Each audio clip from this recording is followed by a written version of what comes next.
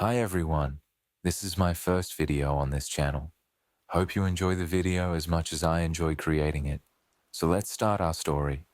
My wife, Lynn, and I have been together for 6 years and married for 11 months. Our entire history together has been very normal, and never once have I noticed any weird behaviors or red flags. I can't stress enough how out of character this whole thing is for her. Lynn is very kind, intelligent, and thoughtful. She's always been the no-nonsense type of person. Being childish or trying to scare me is not something she'd normally do. She doesn't even like watching horror movies. When we first started dating, she agreed to watch The Shining with me because she knew how much I loved horror. She was so scared that she didn't even make it through half of the movie before we had to turn it off. She isn't into anything creepy and has never been into pranks. It's just not her cup of tea, and that's fine. But that's what was so strange about this. It's just so unlike her. I should also add that she never had any mental health issues, and as far as I'm aware, it doesn't run in her family. I know some people are able to hide their mental health problems, but in the 6 years we've been together, I think I'd have seen some sort of sign. 2 months ago, I was in the kitchen making myself some coffee before work. I was running a bit late that morning and knew I wouldn't be able to make it to Dunkin' Donuts for my usual morning fix. I took a sip of my coffee as I hurried down the hall towards the front door, when I happened to notice Lynn peeking at me from around the corner ahead of me. I could only see her eyes and a strand of her long, dark hair hanging against the wall. The rest of her body was concealed behind the corner. I nearly spilled my coffee when I saw her. I did burn the shit out of my lips. "Geez, Lynn," I said, wiping a few drops of coffee from my pants. "You scared the shit out of me." She immediately popped out of view like a little kid who had been caught. I heard her scurry off towards the living room, and by the time I got to the front door, she was out of sight. It was really weird, and just totally out of character for her, like I said. But I also found it kind of funny that she was being more playful and a little less serious. I shouted that I loved her and called her a weirdo. As I shut the door behind me, I heard her laughing. Her behavior was a bit odd, but it certainly wasn't something to call a priest over. I forgot about it by lunch, and by the time I got home, she was her normal self. I didn't bring it up, and neither did she, and life went on. The next incident happened 3 days later. It was around 2 a.m., and I had woken up to get a drink. I was standing at the kitchen island, a jug of Orge in hand, when I felt a strong feeling that I was being watched. For whatever reason, I looked down at the floor and saw my wife's smiling face staring back. She was peeking at me from the other side of the island, staring up at me with wide, unblinking eyes and grinning like the Cheshire Cat. I screamed, I'll admit it. Not out of irritation, but fear. For some reason at that moment, I was scared. At the sound of my scream, Lynn scuttled backward out of my view, her hands and feet smacking the tile floor as she hurried out of the kitchen on all fours. I didn't run after her, or even yell after her. I just stood there frozen in shock, wondering what fuck had possessed her to do that. It took me a little longer than I'd like to admit to go back upstairs, but I eventually did. When I got to our bedroom, Lynn was lying on her side, asleep, or at least pretending to be. I stood there for a while, watching her breathing to be sure she really was asleep. I had the feeling she might jump out at me the moment I got into bed, but she didn't. I climbed into bed and she didn't even move. Her breathing was soft and deep, and I was starting to wonder if I'd dreamt the whole thing. The next morning I waited for her to come down for coffee, and after handing her a mug and kissing her cheek, I decided to ask her about it. "What was that about last night?" I asked, keeping my tone light so I didn't offend or embarrass her. She frowned over her cup of coffee, shaking her head like she had no clue what I was referring to. You were peeking at me again, from over there, I said, pointing to the spot on the floor by the kitchen island. She followed my gaze, and when she looked back at me, she burst out laughing. She laughed so hard that I couldn't help but join her. You creep me the fuck out sometimes, you know that? I said. She giggled and set her cup on the counter and wrapped her arms around my neck. You creep me out all the time, so I guess we're even, she teased. We said our goodbyes and left for work. As I drove, I kept thinking about how creepy it had been seeing her grinning at me from behind the island like that. The sounds her hands made on the floor as she crawled away. I told myself she was just trying to be silly, just trying to join me in my love of all things horror. It's not like I was afraid of her, but it still didn't sit right with me. I started seeing her peeking at me more and more. Sometimes she'd be peeking out from behind the couch or living room curtains. Once, she even managed to get inside her grandmother's old trunk that sits at the foot of our bed. I might not have even known that she was there at all, had the trunk's old hinges not given her away. She'd had the lid propped up just enough, so that only half of her face peeked through. She'd been grinning like an excited toddler. It was unnerving. I didn't even know what to say to her. All I could do was stare. When I finally found my voice, I asked her why on earth was she doing this. She didn't answer, but she slowly closed the lid, shutting herself inside the trunk. I just walked away, feeling disturbed. I didn't understand why she was doing it, but it clearly made her happy. I just hoped she would tire of the game quickly. Lynn didn't peek at me for the next 2 weeks. I started to think she was done with her weird prank, and I was relieved. We were watching a show on Netflix one night, and I jokingly said that I hadn't seen her peeking at me lately, and that she must have given up on her spy game.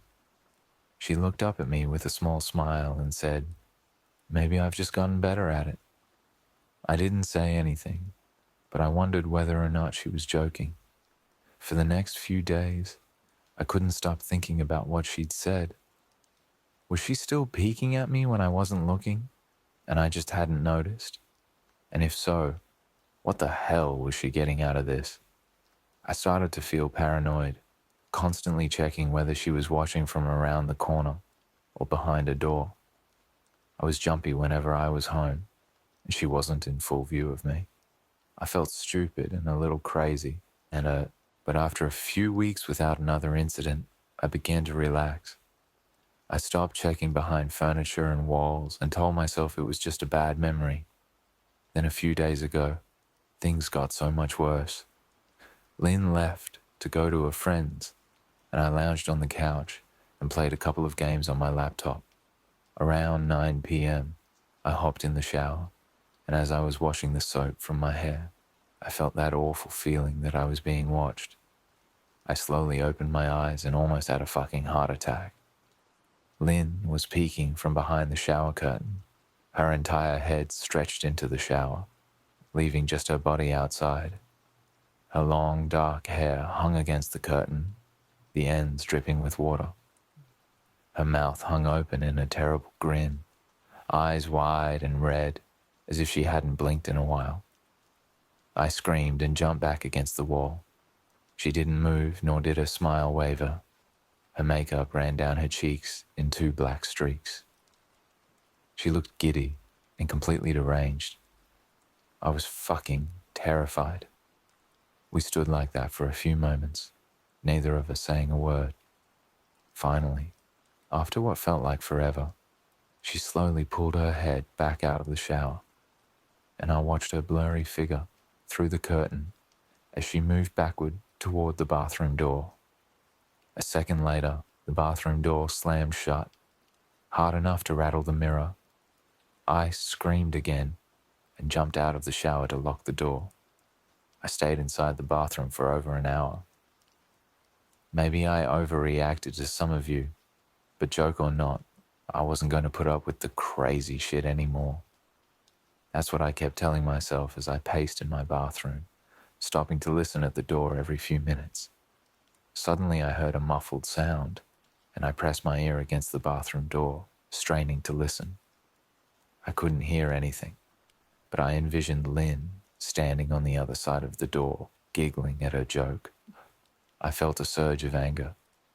I was beyond pissed at being made to feel scared in my own house and made to hide in the bathroom for an hour. All for what? Some joke?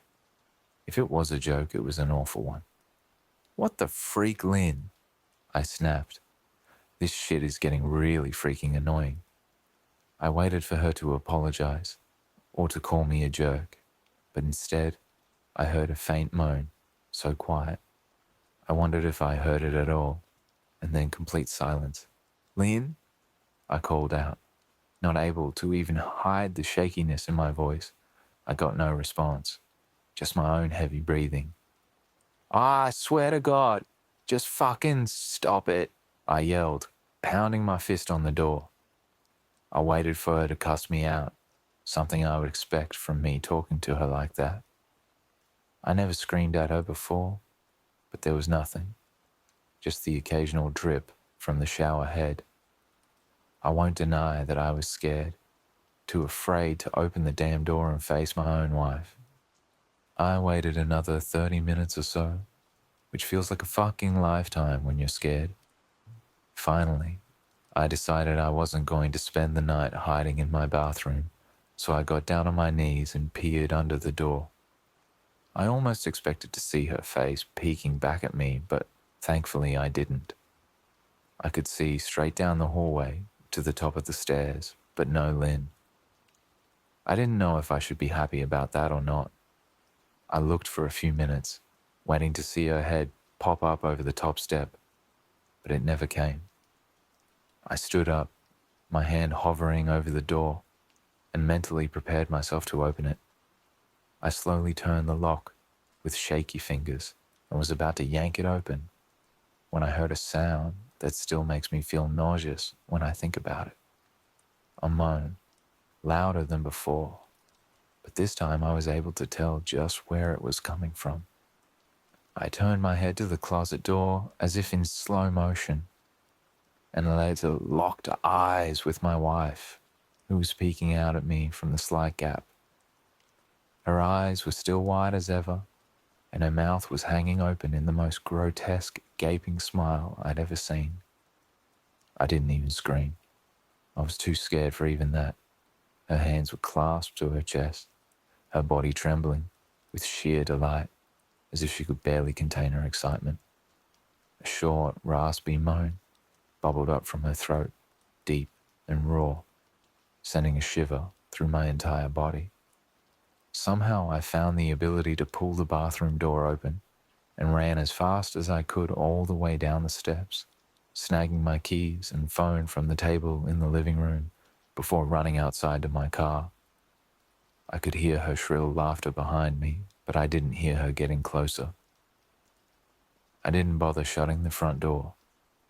I drove away from the house faster than I legally should have, shivering the entire time, either from fear or the cold. Maybe a little of both. I hadn't grabbed a coat or even a pair of shoes. I was still in my boxers and my hair was still damp. I drove straight to my brother Chris's house about 40 minutes away, ignoring any and every call and text I got. I didn't check my phone until I was safely parked in my brother's driveway. Leon had called 4 times and sent a flurry of texts, all wondering where I'd gone and why I left like that. I threw my phone at the dash in a rage, furious at her nonchalant attitude. My brother and his wife were surprised to see me, especially dressed in just a pair of boxers, but told me to stay as long as I needed. Chris lent me some clothes and asked me what happened. I told him Lynn and I had a fight, but didn't get into the details.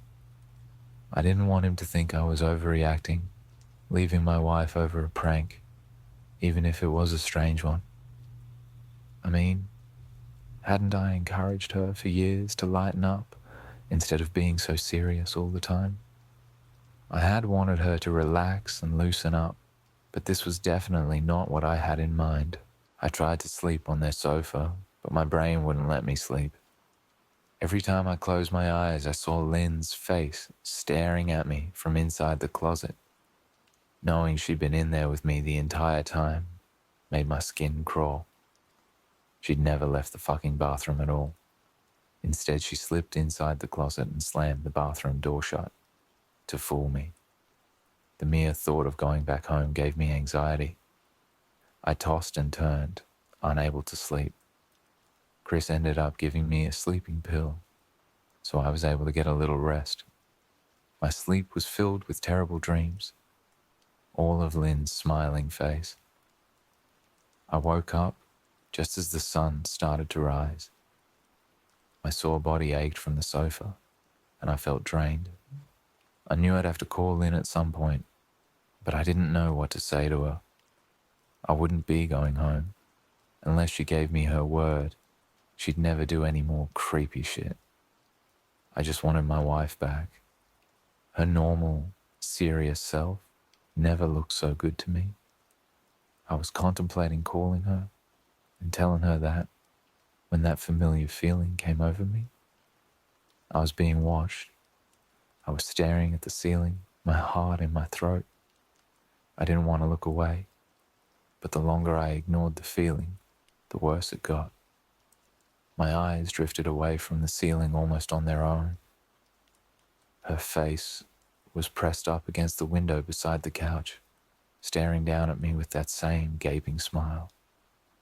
Drool dribbled down her lips, leaving 2 long streaks down the glass. I didn't know how long she'd been there, but something told me she'd been there quite a while, possibly all night.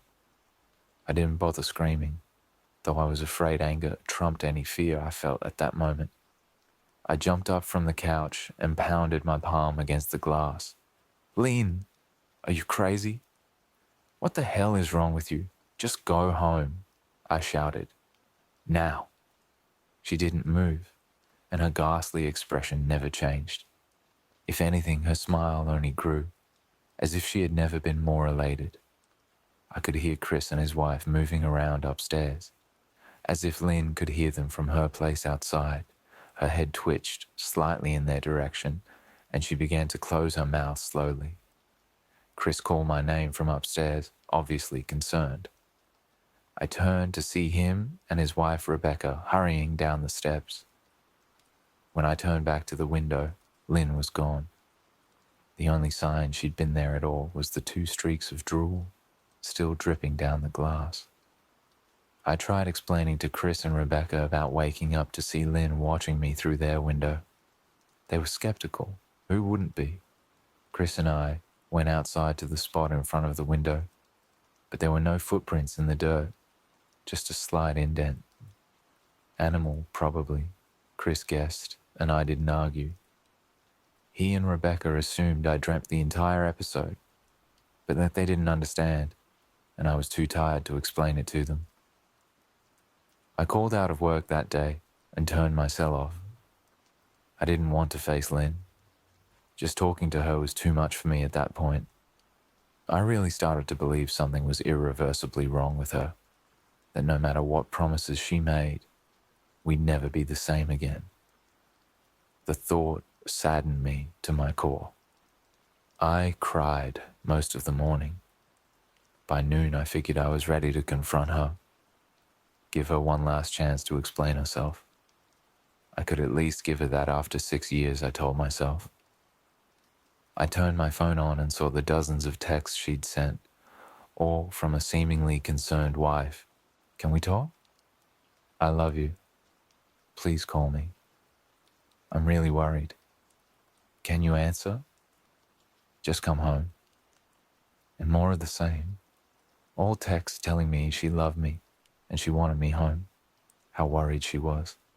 Not a damn one addressing the crazy shit she pulled. Like she hadn't been acting like a character from a Stephen King book. Even her texts were different. She normally texted novels just to tell me to pick up a loaf of bread. You'd think she'd have more to say to me after her bizarre shenanigans.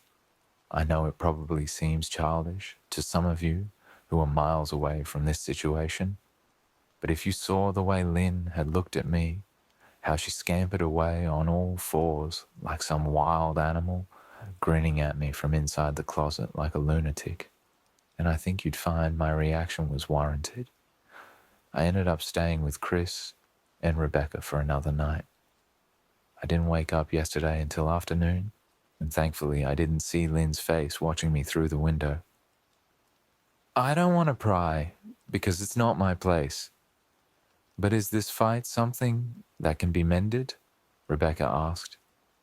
She'd made us both a sandwich for lunch, and I knew she wanted to breach the subject without seeming to be nosy. I don't know. She's like a different person, I said, choosing my words carefully. I still wasn't ready for her, or Chris to know the full extent of the batshit craziness I had been dealing with. People change, Ben, but she's still the same woman you married. Maybe you both just need to talk through your issues. Whatever's going on, I'm sure it can be fixed, she said, ever the peacemaker. I think it's beyond that now. I don't think talking would help. I just don't trust her, I said. The words stung in my heart. I missed and loved my wife, but how could I live with someone like that? Living in constant fear didn't sound too appealing. Lynn loves you. She has to be absolutely crushed, she said. I don't know about that, I said. Well, she certainly seemed like it to me. I've never seen her so upset. Very much unlike the Lynn I know, Rebecca said, shaking her head sadly. It took a full minute for her words to really sink in, and when they did, I felt dread worming its way through my skin. Wait, what do you mean? Did you see her? You saw Lynn? I asked, my mouth suddenly dry. Rebecca nodded casually as if that fact wasn't nightmare fuel. Maybe for her, it wasn't. She stopped by this morning just after Chris left for work, she said, cleaning the plates from the table. I didn't see her car, though. Maybe she took an Uber or something. Beck, what did she say? Did she come inside? I asked, sweat starting to break out on my forehead. I began looking around, examining corners as though a predator lurked behind them. No. She just asked if you were awake yet, and I said that you weren't. I asked if she wanted me to wake you, but she said no, just said to let you sleep. She said as she washed the dishes. That's all. She didn't say anything else? I asked.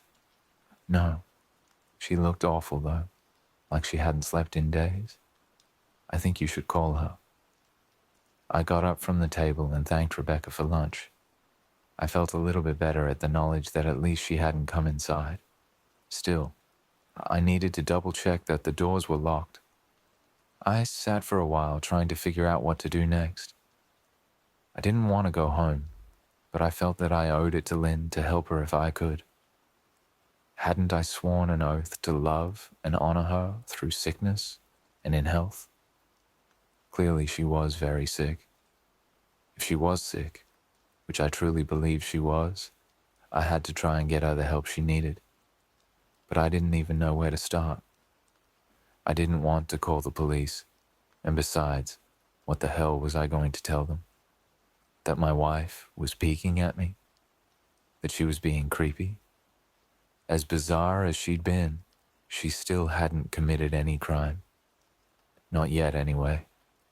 The police would have probably said that I was overreacting. But this wasn't some prank. It felt wrong, dangerous even. Something sinister lurked beneath her smile. I knew as her husband I was well within my rights to have her committed, but what if she simply acted normal in their presence? She'd obviously been able to fool Rebecca into thinking she was just a concerned wife. As long as the doctors didn't find her a danger to herself or others, they'd have no choice but to release her after 72 hours. I felt lost and overwhelmed. So I did what any husband in my position would do. I called her mother. I didn't want to, believe me. Her mother, Marianne, and I were never on the best of terms. We'd never fought or anything like that. She just wasn't a very warm person. and wasn't really easy to get along with. She hardly ever smiled, and when she did, only her lips would move into a thin-lipped smile, leaving her eyes as blank as before. She gave off this aura that felt like she was permanently on the offensive. I'd only met her twice, and both times were for such short visits. I got the impression she didn't approve of me for her daughter. Lynn always ushered us out quickly, as she didn't want me to feel uncomfortable, which I was grateful for. Being in her mother's company felt almost unbearable, like walking on glass. I was glad when we moved 3 states away, so we didn't have to see her often. I was happy to avoid the woman, but I needed her help. I really didn't want to talk to her at all. But I had to talk to someone, and someone who knew Lynn better than I did. So I grit my teeth and did what I had to. "Yes?" she answered, already sounding irritated. "Marianne, it's me, Ben. Do you have a minute to talk?" I asked. I could hear her cluck her tongue in irritation. "I'm in the middle of writing some checks, but if you insist, I suppose I can spare a moment." "What is it that you want to discuss, Benjamin?" she said coolly. "It's about Lynn. She's been acting strangely, and I was wondering if you had any idea whether there was something—" I was quickly interrupted. "It's a bit difficult to follow your rambling, Benjamin. What is that you want from me?" she asked. I could almost see her standing there in her thin sweater and slacks, tapping her fingernails impatiently on the table. "I wanted to know if you'd ever noticed anyone, Avion, or possibly any mental health issues?" I asked. There was a long, uncomfortable pause that I couldn't tell was because she was just thinking, or something else. Finally, after a few seconds, she spoke. "I'm not sure if this is one of your jokes, Benjamin, but if so, I don't find the humor in it. Now, I do have business to attend to, as I've said, so if you don't mind," she said, but I cut her off before she could get rid of me. "Marianne, it's not a joke.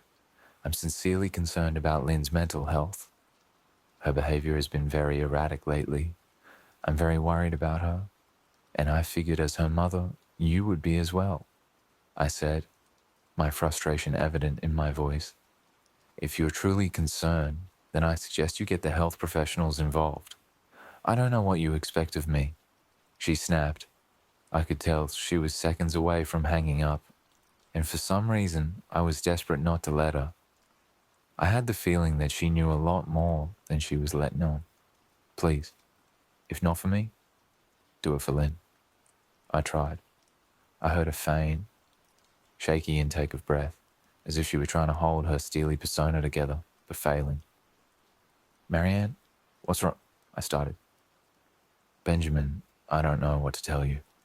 My only advice would be to seek professional help. Do not call here again. Goodbye." I tried to call out to her, but she'd hung up. I tried to wrap my head around the call and her refusal to help me. Even if she didn't like me, why wouldn't she want to help her own daughter? I couldn't understand that. I tried to replay the conversation, desperate to find something I missed. After a while, I almost gave up, until I remembered her last words to me. Seek professional help. She'd said those words with a bit of urgency. I could have just been grasping at straws, but no. I was sure her voice had changed ever so slightly when she'd said that, as if they were very important. What had she meant? I assumed she'd been referring to medical professionals, but maybe she was referring to someone else, someone that she didn't, for some reason, feel comfortable saying directly. Or maybe I was just desperate. I waited for Chris to get home, and after a very long and exhausting conversation with him and Rebecca, I convinced them that Lynn truly needed psychiatric help. I didn't tell them everything. I wasn't prepared to go into it yet, but I told them about our last encounter, how she'd hidden in the bathroom, peeking at me from the closet. They were obviously shocked, but thankfully they believed me. They too just wanted to help her. Still, they didn't think it was all that serious. Weird, maybe, but not dangerous. They just kept saying that Lynn had to be playing some kind of weird joke. Maybe for YouTube, Rebecca offered, if only half-heartedly.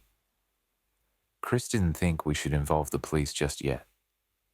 He offered instead to go with me, and I readily accepted. He reasoned that calmly talking to her, trying to coax her into going willingly, was the best recourse. I agreed to do it his way. At least I wouldn't be going into that house alone. We drove over this morning, just after breakfast. There was no way I was going at night. When we pulled into the driveway, my stomach began doing somersaults. Her car wasn't there, but I still didn't let my guard down. The front door was ajar, and for a split second, I thought we'd see her eyes staring through the gap. I was shaking and starting to sweat. Chris, however, was fine. He waited for me to open the door, his hands in his pockets like he was going on a fucking stroll through the park. I envied his ignorance. I pushed the door open and was immediately hit with the stench of rot. Chris smelled it too, and he walked into the house behind me with his nose scrunched up. "What do you guys use to clean the floors around here?" "Shit," Chris mumbled. "Shut up," I said, my eyes darting around for any signs of Lynn. The house was deadly quiet and dark despite being 10 in the morning. All the curtains were closed up tight, refusing to allow any sunlight inside. If I hadn't left it just 2 days prior, I'd have thought the house to be abandoned. We moved through each room, carefully checking any place that she might hide, occasionally calling her name. "Why the fuck are you looking under the couch?" Chris asked eventually. "Aren't we looking for your wife?" He was looking at me like I was a moron. "Let's just go upstairs," I whispered. He shook his head but followed me up the stairs to check the bathroom and spare bedroom. On the way up, my shoes crunched over pieces of glass that looked to be littered over a few of the steps.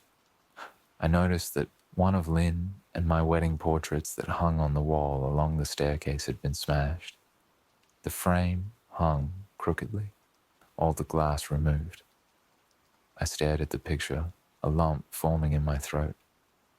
We had taken the photo just after leaving the church, after saying our vows. She looked so beautiful in her white gown. I looked at Lynn's beautiful face. I never dreamed her face would ever be a source of terror for me. We climbed the rest of the steps and checked the spare bedroom, but it looked completely untouched. I was hesitant to go into the bathroom, my fear from that night coming back to me all at once. Chris noticed and offered to go in by himself, but I couldn't let him do that. So we walked in together, checking the closet and the shower. The bathroom looked as if it hadn't been touched since the night I left. "I don't think she's here, Ben. Why don't you pack some clothes and we'll try coming back tomorrow or something," Chris said. I nodded and went into our bedroom and shoved some clothes into a duffel bag. When I checked inside our closet, I came across the source of the smell and gagged. Chris took one look and lost all color on his face.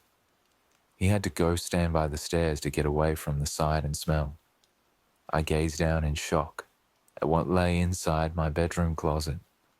Soaking into the rug were at least a dozen eyeballs, all carefully laid out in pairs. Some were as large as a quarter, while others were as tiny as a marble. I stared down at the eyes she'd collected from small animals, and I wondered how she'd gotten them, and shuddered at the thought. Man, I thought I had it bad with Becca's shoe addiction, but fuck me. "Your wife's in here collecting eyeballs," Chris said, gagging. "Ben, I think we should go," he called from the hall. "I'm getting nauseous." "All right." I grabbed my duffel and shut the closet door on my new nightmare. I stepped out into the hall and took a deep breath of air. I could taste the rot on my tongue, and I couldn't help but gag. "Who the fuck lines up eyeballs in their closet like that?" Chris mumbled. I tried to tell you she needed help, I said. She doesn't need help, Ben. She needs a fucking exorcist, he said. You coming or what? I can't stand the smell any. His words died in his throat, and his eyes grew wide with fear. I didn't ask him why. I could feel it. Someone was watching me, and I didn't think it was the eyes in the closet. I turned around, my eyes slowly scanning the bedroom. Christ, I whispered, as I finally saw what we'd missed. Under the bed, curled on her side, watching us with the excitement of a kid on Christmas morning, was my wife. She held her hands together just under her chin, and they were shaking eagerly.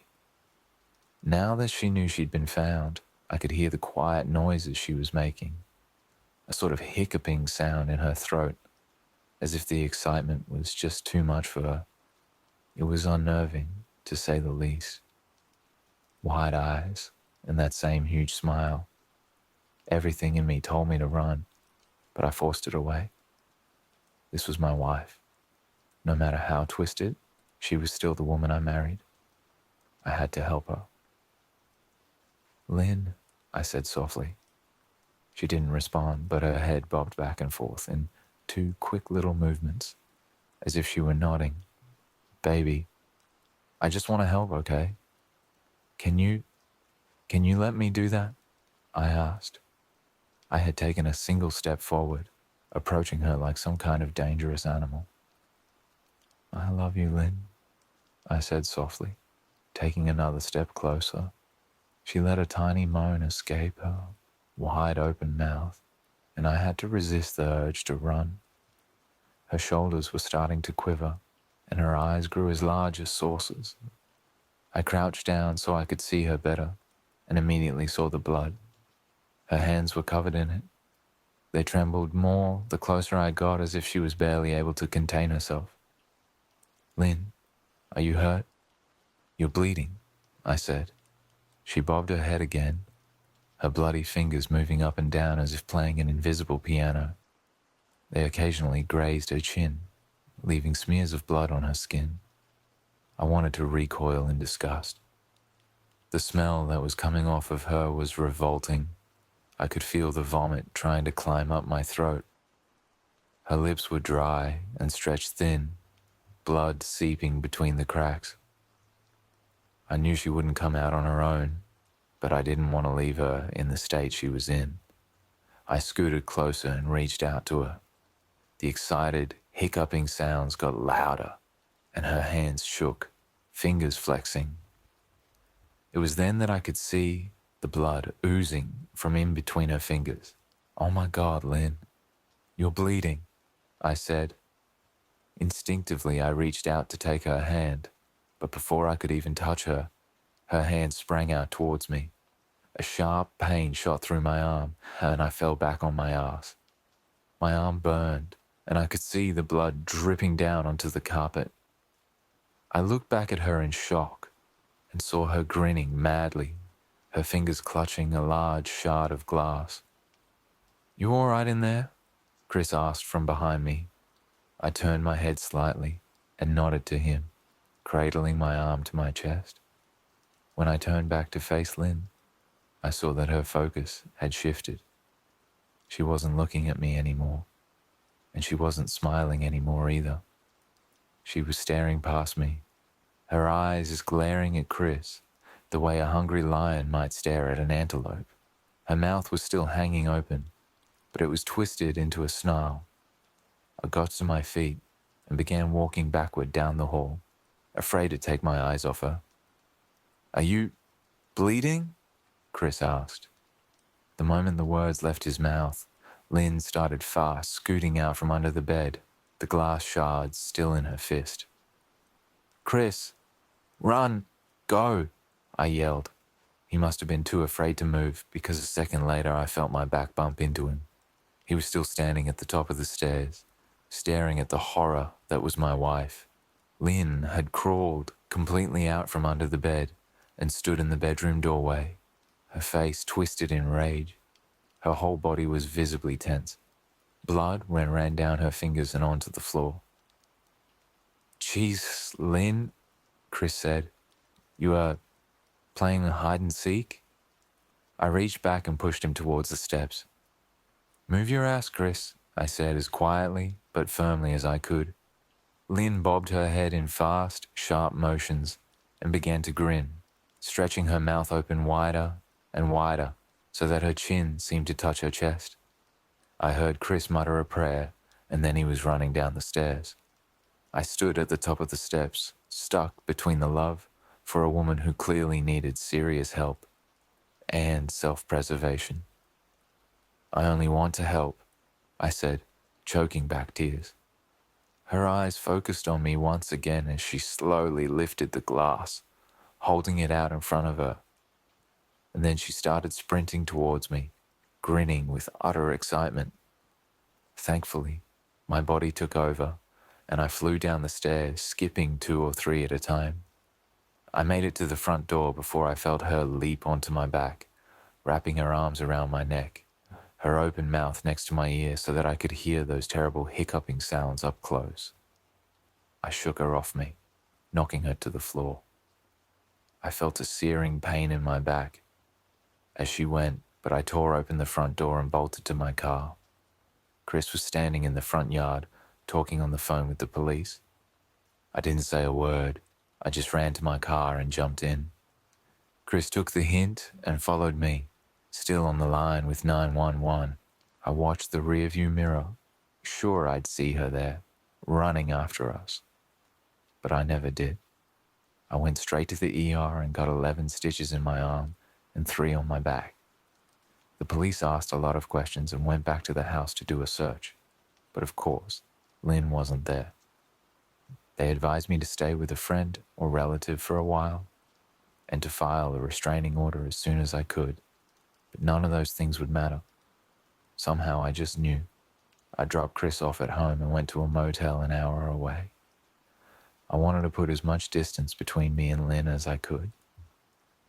This is where I've been for the last 4 hours. I thought maybe the police would find her. Maybe they'd get her the help she desperately needs. But now, I don't think so, because 40 minutes ago, I got a text from an unknown number. Just 3 words. I found you. A picture is attached. The picture was dark and grainy, but I instantly knew what it was. There was no mistaking my wife's eye. I started typing this out immediately after. I don't know what to do. I'm alone and scared, and I can't help but feel that I'm being watched.